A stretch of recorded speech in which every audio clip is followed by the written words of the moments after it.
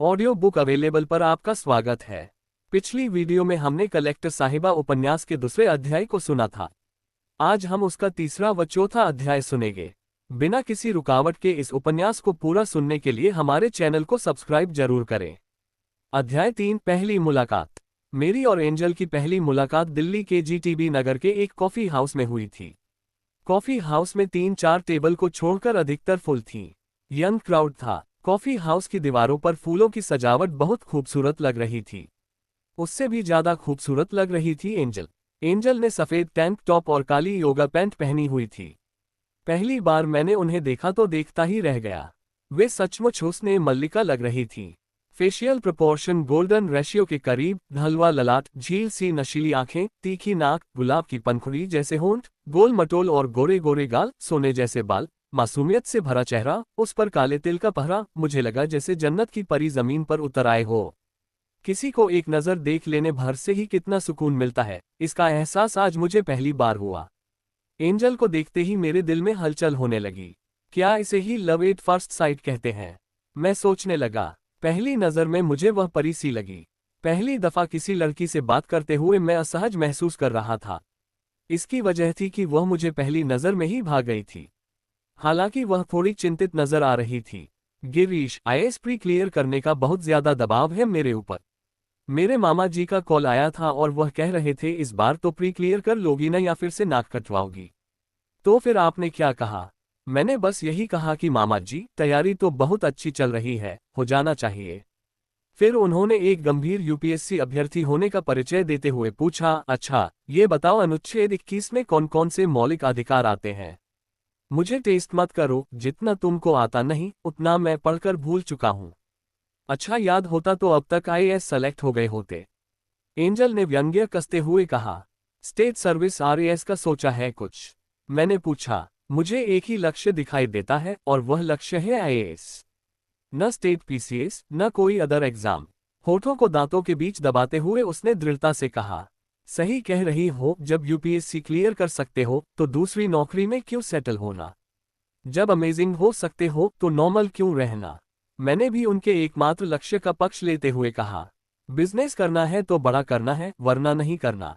सही कह रहे हो गिरी।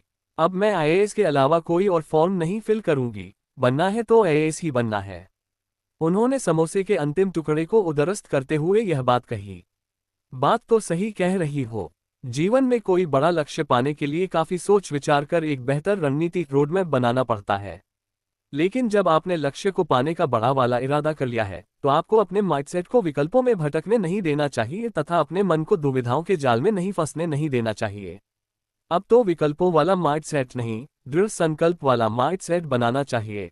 अब हारी हुई मानसिकता से नहीं, हर हाल में जीतने वाली मानसिकता के साथ मैदान में डट जाओ। अब कल्पनाओं में हवाई सफर नहीं, धरातल पर रहकर कर्मशील बनो। एवरेस्ट जितने ऊंचे लक्ष्य को पाना है तो हिमालय की तलहटी पर बैठकर विश्राम करने का कोई फायदा नहीं, अब तो लक्ष्य को छूकर ही विश्राम करना है। मैंने लगभग मोटिवेशनल अंदाज में कहा। तुम्हें मॉडल होना चाहिए, एक्टिंग अच्छी करती हो। नहीं, मेरे बचपन का सपना ही आईएएस ऑफिसर बनना है और मैं उसी सपने पर काम कर रही हूँ। हालांकि सिविल सेवा को करियर बनाने का सपना देखना एक बहुत ही रिस्क वाला निर्णय है, जहां सफलता की संभावना बहुत ही कम होती है। 10 एक जैसे घोड़े दौड़ाए जाएं और उसमें एक को ही चुनना हो तो बहुत ही अच्छे दौड़ने वाले 9 घोड़े भी हारेंगे ही हारेंगे। ये बहुत जोखिम भरा निर्णय होता है फिर भी। लेकिन जीवन में अपने सामर्थ्य और क्षमता के अनुसार सफलता पाने के लिए जोखिम लेना बहुत जरूरी है। मैंने कहा। सही कहा। अपनी जिंदगी में जिस भी व्यक्ति ने कुछ अद्भुत और अनुपम किया है, कुछ ऐसा जो वाकई काबिल तारीफ और शानदार हो, उन्होंने जोखिम लेने से कभी मुंह नहीं मोड़ा। हाँ, जो युवा जोखिम लेने को हमेशा तैयार रहते हैं और जिनका आत्मविश्वास अधिक रहता है, वे अभूतपूर्व कामयाबी हासिल करते हैं। जोखिम लेने का अर्थ खुद को नकारात्मकता की ओर ले जाना कतई नहीं होता, बल्कि नए अवसरों की तलाश करना होता है।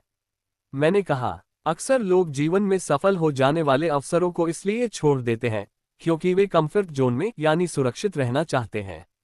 लेकिन एक बार अवसर जाने के बाद वे उस पर अवश्य अफसोस जाहिर करते हैं। यदि आपके साथ ऐसा है तो आपको जोखिम लेने की जरूरत है, क्योंकि अवसर बार बार नहीं आते। जीवन में हर बार नुकसान के बारे में सोचकर जोखिम लेना नहीं छोड़ना चाहिए।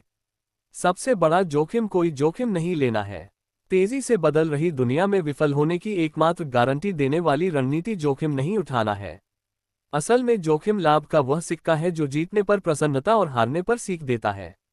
कभी कभी कम उम्र में जोखिम उठाने की वजह से हो सकता है कि कई बार आपको परिवार एवं समाज दोनों से अपेक्षित सहयोग न मिले, लेकिन इससे निराश होने और घबराने की बजाय अपने भरोसे पर कायम रहना चाहिए।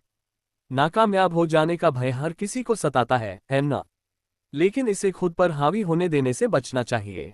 ये बात ध्यान रखें कि जोखिम उठाने का जज्बा वीर का साहस है, काया का नहीं। जीवन में जोखिम लेने वाले कई सारे लोग असफल भी होते हैं, लेकिन वे अपने अनुभव से सीखते भी बहुत हैं। जोखिम लेने वाला एक आशावादी इंसान असफलता को सदैव सीखने के अवसर के रूप में देखता है। दुनिया के सफलतम लोग औसत लोगों से कहीं ज्यादा बार असफल होते हैं। यही नहीं, विश्व की सर्वश्रेष्ठ कंपनियां औसत कंपनियों की तुलना में कहीं ज्यादा बार असफल रही होती हैं। अगर आप बड़े मुकाम हासिल करना चाहते हैं तो जोखिम को जीवन में हिस्सेदारी देने में देरी न करें। बिना जोखिम उठाए कोई महान उपलब्धि हासिल नहीं हो सकती है। मेरा तो पहला क्रश ही नहीं, पहला प्यार है यूपीएससी। तो मेरा तो यूपीएससी होगा ना। मैं तो गिरीश जी यूपीएससी में सिलेक्शन लेने के लिए सारे तिकड़म लगाऊंगी, साम दाम दंड भेद। उन्होंने बहुत हल्की और बेदम आवाज में कहा। आप भी किसी से कम नहीं हो। मैंने चुटकी लेते हुए कहा, हम किसी से भी कम नहीं। आज लड़कियां बाहों में बाहें डालकर और कदम से कदम मिलाकर लड़कों के साथ चल रही हैं। उन्होंने महिला सशक्तिकरण की आवाज को बुलंद करते हुए कहा, बाहों में बाहें डालकर नहीं, कंधों से कंधे मिलाकर के चला करती हैं, ये होता है। बाहों में बाहें डालने का अर्थ कुछ और ही होता है। इस बात पर हम दोनों खिलखिलाकर हंस पड़े। ध्यान रखियो, यूपीएससी में चेक और जैक नहीं चलता। साम दाम दंड भेद का बात कर रही हो, मैंने व्यंग्य करते हुए कहा। कहा जाता है कि इंसान को जो पाना होता है उसे वह पा ही लेता है। हमारा लक्ष्य कलेक्टर बनना है ना, तो लगे रहते हैं, एक दिन लक्ष्य कदमों में होगा। एंजल ने कहा, तो अब चलें। एंजल ने आंखों से सवाल किया और मैंने मुस्कुराती आंखों से हामी भर दी। एंजल ने जीटीबी नगर मेट्रो स्टेशन के गेट नंबर 4 पर आकर कहा, चलिए, बाय, सी यू अगेन। मैंने जवाब दिया। तीसरा अध्याय समाप्त हुआ। अध्याय 4, क्रश बनाम पढ़ाई। कुछ कर गुजरने का जुनून हो तो आप परिस्थितियों से ऊपर उठकर काम कर सकते हैं। अगर आसपास का माहौल अनुकूल न हो तो आप अपने घर से सैकड़ों किलोमीटर दूर जाकर खुद को निखार सकते हैं। ऋषभ पंत ने बचपन में अपने देश के लिए खेलने का सपना देखा था, वो आज सच हो गया। सपनों में जान हो, हौसले बुलंद हो तो आप विषम हालातों में भी हीरो बनकर उभर सकते हो। ध्यान रखो, अगर आप लगन से काम कर सकते हो तो अपनी मेहनत से पहाड़ों को भी उपजाऊ मैदान बना सकते हो। बस खुद पर विश्वास रखना। मैंने ऋषभ पंत का भारतीय क्रिकेट टीम में चयन होने के बाद उसी रात को यह फेसबुक पोस्ट लिखी। मैं महसूस करने लगा था कि एंजल से दिन में 2 बार बात ना हो तो कुछ अच्छा नहीं लगता था। मैं उनके कॉल मेल का इंतजार करता था।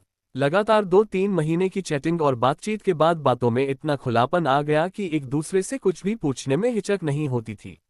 एंजल और मैं बातों बातों में एक दूसरे को सब बताते गए। हमारे दोनों के बीच इश्क और मोहब्बत के बीच प्रस्फुटित होने लगे थे। मुझे तो उनको जीवन साथी बनाने के ख्याल भी आने लगे थे। उनको लंबे समय तक बताया नहीं, वह अलग बात है। उनको मैंने लंबे समय तक प्रपोज नहीं किया था, लेकिन इशारों इशारों में सब कुछ कह चुका था। उनकी खामोश मुस्कुराती निगाहें भी यही इत्तला दे रही होती थीं कि वह भी मुझे पसंद करती हैं। हम हर रोज एक दूसरे को मैसेज करने लगे, पहले दिन में, फिर रात को भी। बिना मैसेज किए हम सो नहीं पाते। उनके मैसेज मेरी लाइफलाइन बन गए। ये सब होना सामान्य इंसानी जज्बातों की अभिव्यक्ति थी। शुरुआत दोस्ती से हुई थी, लेकिन समय बीतने के साथ जज्बात स्पष्ट होते गए। शुरू में हम कैजुअल फ्रेंड, बाद में बेस्ट फ्रेंड बने, फिर लव की एंट्री और बॉयफ्रेंड गर्लफ्रेंड। लेकिन मैं लंबी पारी का इच्छुक था, उन्हें जीवनसाथी बनाने को लेकर बेताब। साल भर होते होते हमारी दोस्ती में प्रेम नामक वायरस ने तगड़ी वाली घुसपैठ कर ली थी। एंजल के हृदय के किसी कोने में मेरे सान्निध्य की प्यास जगने लगी थी। मैं भी दीवानों की तरह उसके आगे पीछे घूमने लगा। इस सपनीले मोड़ पर उसे भी मेरी बातें और दीवानगी लुभाने लगी। मैं ये सोचने लगा कि अब मेरी बंजर जमीन पर गुलाब खिलने वाला है। मैं तो रूप, सौंदर्य, चंचलता का सम्मिश्रण देखकर उस पर लट्टू हो गया था। मैं लाइब्रेरी में बहुत जल्दी आ जाता और एंजल से मिलने, बात करने के बहाने ढूंढता। एंजल को भी मेरा साथ अच्छा लगने लगा था। मैं दिल की बात तो नहीं कह पाया था, लेकिन दोनों के बीच साथ कॉफी पीने, लंच करने, घूमने फिरने और ढेर सारी बातें करने का सिलसिला शुरू हो गया था। उसे पाने की ख्वाहिश मैंने मन में बसाकर बैठा ली थी। सिर्फ पढ़ना मेरे हाथ में है, बाकी कुछ नहीं। सिर्फ लड़ना मेरे हाथ में है, बाकी कुछ नहीं। सिर्फ एग्जाम देना मेरे हाथ में है, बाकी कुछ नहीं। जितना हाथ में है उतना तो करूं। एंजल ने 10 घंटे की पढ़ाई के बाद रात में सोने से पहले डायरी में ये लाइनें लिखकर खुद को मोटिवेट करने का प्रयास किया और सोने चली गई। आज पढ़ने का मन नहीं कर रहा है बिल्कुल भी। एंजल ने व्हाट्सएप मैसेज किया था। आज पढ़ने का मन नहीं कर रहा है तो टीवी डिबेट देखो, डिबेट देखने का मन नहीं कर रहा है तो राइटिंग प्रैक्टिस करो, राइटिंग प्रैक्टिस का मन नहीं कर रहा है तो डिस्कशन करो, और डिस्कशन का भी मन नहीं कर रहा है तो रणनीति बनाओ। लेकिन हर दिन कुछ न कुछ एक यूपीएससी अभ्यर्थी के रूप में करना ही होगा, अगर चयन लेना है तो। मैंने कहा, कुछ लोगों की हमेशा शिकायत रहती है कि वे अपने मनचाहा काम के लिए हर दिन समय नहीं निकाल पाते, लेकिन मैं मानता हूं कि बहाना बनाने के हजारों कारण हो सकते हैं कि आप अपने मनपसंद काम के लिए समय नहीं निकाल पाते। या तो वो किसी काम को मन से करना नहीं चाहते या फिर खुद दुर्बल इच्छाओं के मालिक हैं। दुनिया में किसी भी काम को करने के लिए सबसे ज्यादा जिस चीज की जरूरत होती है वो है दृढ़ संकल्प, जिसके बलबूते जो आप सोच सकते हैं, जिस पर आप यकीन कर सकते हैं, उस काम को इस दुनिया में आप करके भी दिखा सकते हैं।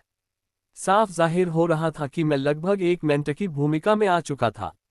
एंजल का कॉल आया, मुझे हर्ष बी पंत आयार की बुक लेनी है, मिल जाएगी क्या मुखर्जी नगर में? मुखर्जी नगर और ओल्ड राजेंद्र नगर किताबों के अजायब घर हैं, यहाँ नहीं मिलेगी तो कहाँ मिलेगी? मैंने दृढ़ता से कहा। अच्छा, आप देख करके आना कि कहाँ मिलेगी। उनका इरादा किताब खरीदने का कम और मुझसे मिलने का ज्यादा था, ये बात मैं समझ गया था। जब किसी लड़की को लड़का पसंद आ जाए तो मिलने या कॉल करने के इतने तरीके ढूंढ लिए जाते हैं जितने एडिसन ने बल्ब बनाने के लिए तरीके नहीं ढूंढे होंगे। मैं उन्हें पसंद आया था या नहीं यह मुझे नहीं पता, या फिर शायद उनका इरादा ये था कि आईएएस बनने के सपने को साकार करने के लिए गिरीश मेरी बहुत हेल्प कर सकता है, इसलिए भी उन्होंने मेरे साथ दोस्ती बढ़ाई होगी। लेकिन वजह जो भी हो, दोस्ती धीरे धीरे बहुत प्रगाढ़ हो रही थी। मैं बत्रा सिनेमा गया और अग्रवाल स्वीट होम के पास वाली बुकशॉप से हर्ष वी पंत की आईआर बुक खरीद करके एंजल को कॉल मिलाया। सामने से आवाज आई, रुको मैं अभी आती हूँ। मैं मन ही मन में सोच रहा था कि किताब तो बस बहाना था, असल काम मिलने बुलाना था। तुमने आज ये क्या पहन रखा है, तुम तो बिल्कुल चमनलाल लग रहे हो। रिक्शे से उतरते ही उन्होंने मुझे देखकर कहा। उसके चेहरे पर मुस्कान देखकर मेरी आंखें खुली की खुली रह गई। अरे मेरा फ्रेंड जोधपुरी जूतियां लाया था तो पहन लिया, अच्छी नहीं लग रही है क्या? तुम पर तो हर चीज अच्छी लगती है, मैं तो बस मजाक कर रही थी। कॉफी पिलाओगे? एंजल ने पूछा। क्यों नहीं, मैंने मुस्कुराकर कहा। डिस्कशन करते करते न जाने कब मैं एंजल की थॉट प्रोसेस का दीवाना बन गया था। शायद मैं उनके सोचने के तरीके को पसंद करने लगा था, उनके विचारों को पसंद करने लगा था, उनकी बातों का तो दीवाना हो ही गया था और उनके अंदाज का भी। लगातार 4 महीने की बातों के बाद संवादों में इतना खुलापन आ गया कि कोई भी बात कहने में असहजता महसूस नहीं होती थी। दोस्ती धीरे धीरे आत्मीयता में बदलने लगी। एंजल मुझसे जब भी मिलती तो प्यासी सोन मछरिया जैसे। पूरी कैंपस लाइब्रेरी में भी बस 2 ही लोगों को इस नवेले एहसास का पता था, एक मैं और एक उसे। हर दिन लाइब्रेरी से निकलते वक्त इस बात का एहसास मुझे गुदगुदा देता था कि चलो आग तो दोनों तरफ बराबर की ही लगी है। हालांकि मैं अक्सर खुद को ये कहकर समझाता था कि पहले करियर बना ले, फिर चाहे कितनी भी प्यार की डुगडुगी बजा लेना। इसलिए मैंने प्रपोज करने के लिए लंबा समय लेना उचित समझा। एंजल और मैं दोनों आईएएस की तैयारी कर रहे थे तो किताबों से ज्यादा गहरी दोस्ती निभानी थी ताकि यूपीएससी का किला भेदा जा सके। चलो शिमला घूम के आते हैं। दूर का प्लान नहीं बना सकती, मम्मी कुछ कहेगी। मैंने भी किस एटीट्यूड वाली लड़की से पूछ लिया। समझती क्या है अपने आप को? अच्छा चलती है कि नहीं? वरना तेरी सहेली अंजलि को कहूंगा कि चलो घूम के आते हैं। और अगर बात नहीं करूंगी तो क्या मेरी सहेली से बात करने लग जाओगे? मैं और एंजल सदैव की तरह झगड़कर पलट लिए, मन में एक दूसरे की शक्ल भी न देखने का विस्फोटक गुस्सा और अपनी अपनी ईगो लिए। इसी के साथ चौथा अध्याय समाप्त होता है। और अधिक ऑडियो बुक सुनने के लिए हमारे टेलीग्राम पर जुड़े। टेलीग्राम चैनल का लिंक बायो में दिया गया है। इसी के साथ अलविदा, मिलते हैं कल नए अध्याय के साथ।